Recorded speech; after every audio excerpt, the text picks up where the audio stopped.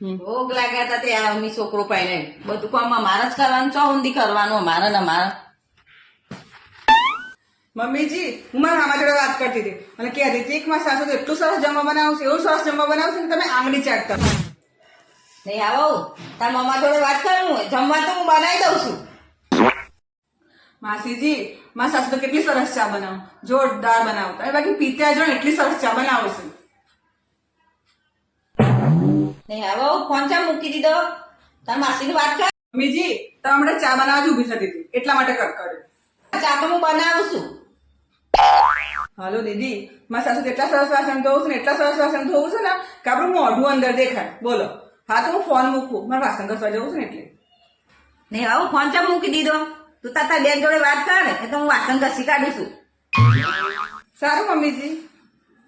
નાની, મારા સાસુ તો એટલા સરસ કપડાં ધોવું છે ને કે જૂના કપડાં હોય ને તો નવા જેવા લાગે તમને. બોલો, હા તો હું ફોન મૂકું. હા એ આવો ફોન ચા મૂક્યો, તાર તો જવું છે. મમ્મીજી, હવે કપડાં ધોવા જાઉં ને. નહીં આવો તું તાર નાની જોડે વાત કર, કપડાં તો હું ધોઈ નાખું છું. હાલો મમ્મી, તમે કીધું તું નિમ જ કર્યું. પ્લાન સક્સેસફુલ ગયો આપણો.